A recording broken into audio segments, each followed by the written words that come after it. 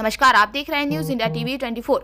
आपको बता दें, distributors of Uttarakhand general मार्चेंट्स association, युवा व्यापारी वेलफेयर एसोसिएशन व प्रदेश उद्योग व्यापार मंडल ने ऑनलाइन ब्लिंकिट एवं अन्य ई कॉमर्स कंपनी के खिलाफ मोर्चा खोलते हुए कहा कि नगर निकाय चुनाव को लेकर सार्वजनिक अवकाश घोषित किया गया था। एक अवकाश में शासकीय, गैर शासकीय सभी प्रकार की शिक्षण संस्थाएं और सभी प्रकार के व्यापारिक प्रतिष्ठान एवं उनमें व्यापारिक गतिविधियां पूर्णतः बंद थी, परंतु ब्लिंकिट व अन्य ई कॉमर्स कंपनी ने अपनी दुकानदारी और अपना व्यापार भरपूर तरीके से चलाया। इसके साथ ही शहर के तमाम बड़े बड़े मॉल एवं रिजॉर्ट्स पूर्णतः खुले रहे, जिससे कि वोटिंग भी प्रभावित हुई। सुबह से लेकर के शाम तक व्यापार बिना किसी भय एवं बाधा के लगातार व्यापार किया गया, जो कि दून के जितने भी व्यापारी थे उनके आर्थिक हितों के ऊपर बहुत ही बड़ा कुठाराघात है। आज प्राप्त जानकारी के अनुसार ब्लिंकिट और ई कॉमर्स ने अपने औसत व्यापार से अनुमानित 4 गुना व्यापार किया, जो कि अंततः कहीं ना कहीं देहरादून के अनुशासित रिटेलर, खुदरा व्यापारी और उनकी आर्थिक स्थिति को प्रभावित करेगा।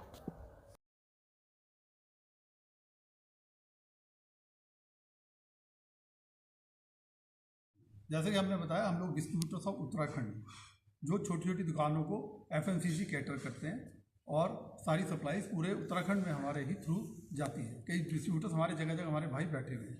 अभी मैडम ने पूछा सरकार को इससे क्या फ़ायदा है। सरकार को इससे कोई फ़ायदा नहीं है, क्योंकि जो हमारे खुदरा व्यापारी जैसे हमारे 7 करोड़ हैं, हम लोग कोई ट्रिलियन में टैक्स पे करते हैं। लेकिन आपने देखा होगा जेप्टो, जितनी भी ये कंपनियाँ, क्विक कॉमर्स और ई कॉमर्स दोनों में घाटा शो किया है और दोनों ने बहुत अच्छा घाटा शो किया। 2000 करोड़ का भी है, 200 करोड़ का भी है। 10,000 करोड़ का बिजनेस करने के बाद 200 करोड़ का घाटा शो किया है। तो इसमें सरकार का इनकम टैक्स का नुकसान है।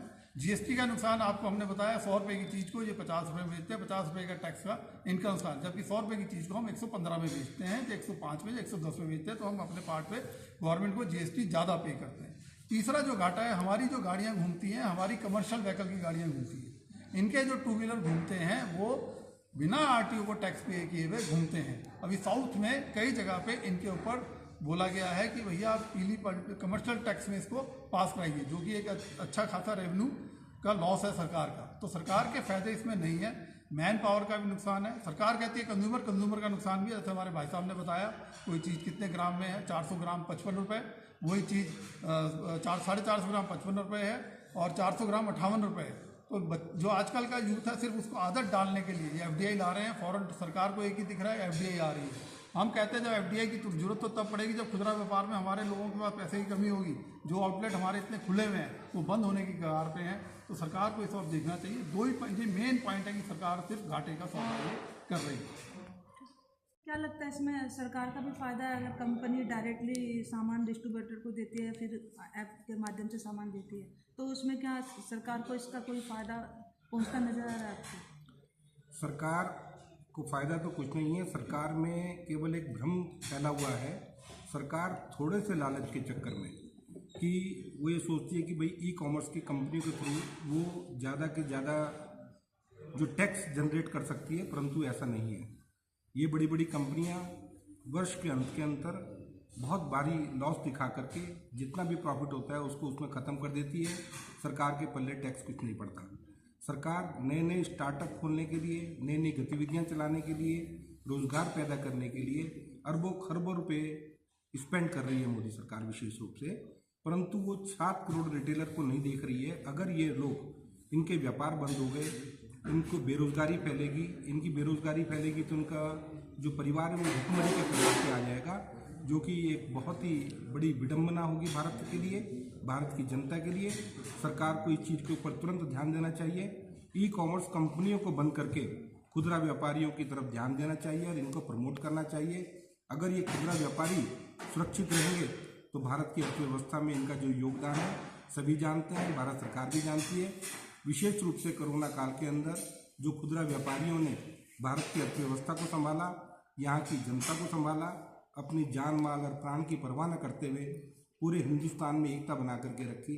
सरकार से हमारा अनुरोध यही है आपके माध्यम से कि सरकार इन ई कॉमर्स कंपनियों पर तुरंत नकेल कसे, चाहे इनके प्रॉफिट के माध्यम से ये जो चीट करते हैं उसके ऊपर भी नकेल डालें, और जो कंपनियां हैं हमारे साथ, रिटेलरों के साथ, खुदरा व्यापारियों के साथ, डिस्ट्रीब्यूटरों के साथ जो सौतेला व्यवहार करती है, ये सौतेला व्यवहार भी तुरंत बंद होना चाहिए और हमें समान रूप से वही मार्जिन प्रॉफिट उपलब्ध होना चाहिए कि जो ये ई कॉमर्स कंपनियों को देती है। सर क्या लगता है कितने % का डिस्टेंस है जो कंपनी और डिस्ट्रीब्यूटर में जो फ़र्क आ रहा है? ये जो मैन्युफैक्चरिंग कंपनी है, ये कंपनी टू कंपनी इसके अंदर बहुत ज़्यादा डिफरेंस है। जो बड़ी बड़ी कंपनियां हैं जैसे हिंदुस्तान लेबर लिमिटेड है, नेस्ले है, और जो फास्ट मूविंग कंपनी है, फास्ट एफएमजी गुड में डील करती हैं, वो लगभग कम से कम 15 से 20% इन कंपनियों को एक्सेस दे रही है।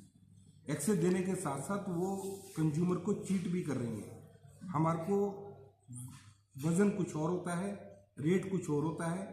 ई कॉमर्स कंपनियों के माध्यम से जब वो माल बेचती है तो उसका रेट कुछ और होता है और उसका वजन भी कुछ और होता है।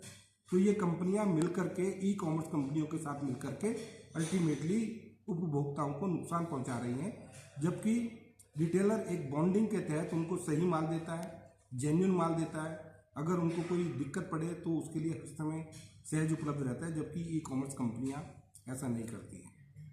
रहने वाला है कंपनी को लेकर के आज यहाँ चर्चा कर रहे थे, इसको क्या आप इसमें थोड़ा सा इसमें हमारे पास मुद्दा एक ही है, सरकार जानबूझ के खुदरा व्यापार की तरफ बिल्कुल ध्यान नहीं दे रही। एक इस प्रकार से समझ लिया है कि जैसे ये हम लोग तो इनके घर के लोग हैं, और अगर हम मर भी जाएंगे तो इन्हें कोई फ़र्क पड़ेगा, ना जो लोग हैं उनको कोई फर्क पड़ेगा। 7 करोड़ खुदरा व्यापारी एक अनुमान के हिसाब से पूरे भारतवर्ष में काम करता है। आज वो भुखमरी की तरफ जा रहा है, लेकिन सरकार का चेतना नहीं हो, सरकार उठनी नहीं। सरकार ऑनलाइन सर्विसेज को, जो ऑनलाइन पूरे विदेश में सब जगह ऑनलाइन का पर्पस एक ही था, वो था कि अपाहिज, बुजुर्ग और रात बिरात किसी को सर्विस चाहिए होती थी तो उसके लिए ऑनलाइन सर्विसेज उपलब्ध थी। हमारे यहाँ ऑनलाइन को प्रमोट करने के लिए दुनिया भर के प्रलोभन दिए जाते हैं। हमारे यहाँ जैप्टो ने अभी 150 रुपये की स्कीम दी, अगर आप मेरा ऐप लोड करोगे, आप मेरे को पहला ऑर्डर दोगे, मैं आपको 150 रुपये छोड़ दूँगा, मैं आपको 25% छोड़ दूँगा। कॉस्ट प्राइस से 25%, ये पैसा है किसका? अल्टीमेटली बर्न किसका पैसा हो रहा है? कौन बर्न करा रहा है? कुछ पूंजीवादी लोगों ने पूरे देश को संभालने का, पूरे देश के लोगों को बेरोजगार करने का ठेका ले लिया। क्या ये ठीक बात है? क्या सरकार को ये काम करना चाहिए? तो इसमें मेरा प्रश्न सरकार से ये है कि फिर अभी जो मुद्दा आया था, सारी दुकानें, हमारे यहाँ सेक्रेटरी साहब ने एक ऑर्डर पास किया कि सारा वाणिज्य विभाग जो है बंद रहेगा, सारे वाणिज्य कार्यक्रम बंद रहेंगे, सारी दुकानें बंद रहेंगी। उसके बावजूद भी जैप्टो, ब्लिंकिट, अपना क्लब, मॉल्स, ये सब खुले रहे। इनके ऊपर क्या कोई भी कानून व्यवस्था लागू नहीं होती है? या सरकार की मिलीभगत से ये लोग चल रहे हैं? या सरकार का इसमें या तो कोई हाथ है, सरकार का इसमें कोई, इनका सरकार की मदद से चल रहे हैं, या सरकार की मर्जी के बिना चल रहे हैं? अगर सरकार की मदद से चल रहे हैं तो फिर हमें भी भविष्य में कुछ सोचना पड़ेगा कि सरकार कोई ऑर्डर करेगी तो सरकार से पूछना पड़ेगा कि साहब इसको हम माने या ना माने। या अगर सरकार की मर्जी के बिना चल रहे हैं तो सरकार इस पर क्या एक्शन लेगी, वो सरकार हमें बताए कि क्या एक्शन लिया, क्या एक्शन लेगी। नहीं तो हम आरटीआई में पूछेंगे कि साहब क्या एक्शन लिया गया इसमें। सर कहीं ना कहीं जनता को उसका लाभ भी मिल रहा है, कहीं ना कहीं ऑनलाइन के माध्यम से उनको सस्ता सामान मिल देखो, जाता है। जनता को जहां तक लाभ की बात है, अभी अगर आपने देखा होगा 2 दिन पहले ही जो लोग आईफोन से अपने ऑर्डर की बुकिंग कर रहे हैं, ओला, उबर या जो भी ऑनलाइन सर्विसेज की बात कर रहे हैं, उनका रेट, ब्लिंकिट का भी, उनका रेट 237 रुपये जिस आइटम का जो है ब्लिंकिट आईफोन पे दिखा रहा है, उसको 66 रुपये में एंड्रॉइड में दे रहा है। तो अगर इतना फर्क हर चीज में रहेगा तो क्या आप समझे कि इसको आज जो कंज्यूमर को खुला चीट कर रहे हैं, जिस समय ये व्यापारी वर्ग, जो ये खुदरा व्यापार खत्म हो जाएगा, जिस समय ये सब लोग जो है, जैसे पहले होता था कि ईस्ट इंडिया कंपनी जब आई तब तक तो सब ठीक था, जैसे ईस्ट इंडिया कंपनी आई उसी का माल बिकता था। अब ये क्या ईस्ट इंडिया कंपनी को हम एफडीआई को प्रमोट करने के लिए बैठे हैं? मोदी सरकार से हमें कोई दिक्कत नहीं है, हम बहुत आश्वस्त हैं, हमारी इकोनॉमी बहुत अच्छी बढ़ रही है, लेकिन उस सरकार को हमारी तरफ भी देखना पड़ेगा, जो हम खुदरा व्यापार, हमारी तरफ जरूर देखना पड़ेगा। तमाम कंपनियां, हमारी लड़ाई कंपनियों से भी है, जो कंपनियां सस्ता माल ब्लिंकिट को, जैप्टो को या इन ऑनलाइन प्लेटफॉर्म्स को या ई कॉमर्स को दे रही हैं। तो सर डिस्ट्रीब्यूटर को आपका ये है कि डिस्ट्रीब्यूटर को कंपनियां सामान दे रही हैं? डिस्ट्रीब्यूटर को जिस रेट आता है उस रेट से बहुत कम माल, बहुत कम रेट पे जो है जैप्टो को या ऑनलाइन सर्विसेज को या ई कॉमर्स को मिलता है। उसके बावजूद भी वो अपने पास से भी मेरे पैसे को आईपीओ के माध्यम से इकट्ठा करके मेरे माध्यम से मेरे को जो है बर्न करा देते हैं। अल्टीमेटली ये सिर्फ और सिर्फ साजिश है जिसमें सरकार प्रत्यक्ष या अप्रत्यक्ष रूप से कहीं ना कहीं शामिल है।